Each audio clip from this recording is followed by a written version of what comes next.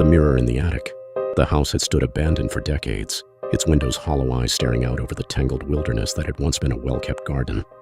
Olivia had driven past it 100 times, her curiosity growing with each passing year. So when it came up for sale, the price too good to ignore, she couldn't resist.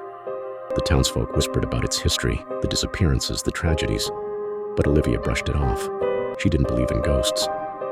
The first week passed uneventfully. Olivia spent her days unpacking and her evenings curled up with a book, the creaks and groans of the old house a comforting soundtrack. It wasn't until she ventured into the attic that things began to change. The attic was vast, the air thick with dust and the smell of decay. Shafts of sunlight pierced through the grime-coated window, illuminating forgotten relics of the past. A rocking horse with a chipped mane, a trunk overflowing with moth-eaten clothes, and a gilded mirror leaning against the far wall. The mirror was exquisite, its frame carved with intricate floral patterns that seemed to writhe and twist under the dim light. The glass, though clouded, reflected the room with an unsettling clarity. Olivia couldn't take her eyes off it. Something about the mirror felt alive, as though it were watching her. She dragged the mirror downstairs, deciding it would look perfect in the hallway. Once it was cleaned, it gleamed with an unnatural brightness. Olivia admired her reflection, but something about it seemed off. She couldn't quite put her finger on it.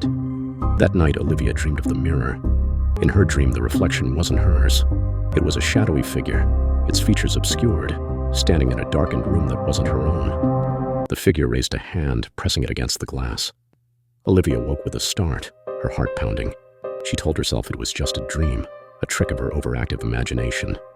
But as the days passed, strange things began to happen. Objects moved on their own. A chair shifted position. Her keys disappeared only to reappear in odd places. And then there were the noises, soft whispers just at the edge of hearing, like someone speaking from another room.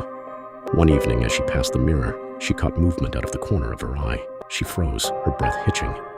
The reflection showed her living room, just as it should, but there was someone, standing in the corner. A man. His face was obscured, his body shrouded in shadow.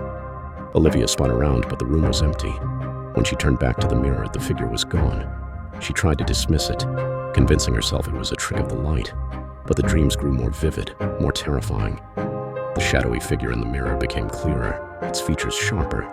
A gaunt face with hollow eyes and a twisted grin. And always it beckoned her. Desperate for answers, Olivia began researching the house's history. She learned about its previous owner, a reclusive man named Edgar Lorne, who had vanished without a trace nearly 50 years ago. Neighbors claimed he'd been obsessed with the occult, spending hours locked away in the attic. Digging deeper, Olivia found a newspaper article detailing the discovery of an old journal belonging to Lorne. It described his experiments with mirrors, which he believed were portals to other realms.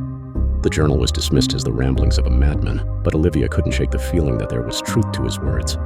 That night, unable to sleep, Olivia stood before the mirror, her heart pounding. "What do you want?" she whispered. The glass rippled like water, and for a moment she thought she saw her reflection smile, though her own lips hadn't moved. A chill ran down her spine. Determined to rid herself of the mirror, Olivia dragged it back up to the attic. She covered it with an old sheet and resolved to forget about it, but the house wouldn't let her. The whispers grew louder, the shadows darker, and the dreams wouldn't stop. In her dreams, she was trapped in the mirror. She banged on the glass, screaming for help, but the house was empty, and her reflection stared back at her with cold indifference. Each time she woke, the sense of dread grew heavier.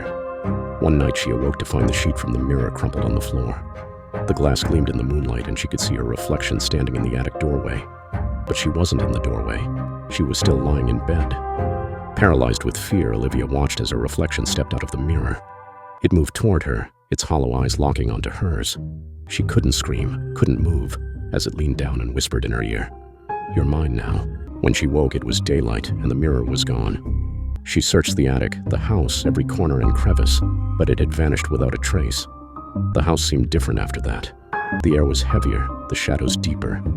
Olivia's reflection in every mirror seemed to linger a moment too long, her eyes filled with something that wasn't her. And then one day, Olivia was gone. The house stood silent once more, its windows dark and lifeless. The townsfolk shook their heads, adding her name to the list of those who had disappeared within its walls. Years later, a new family moved in, drawn by the same irresistible price.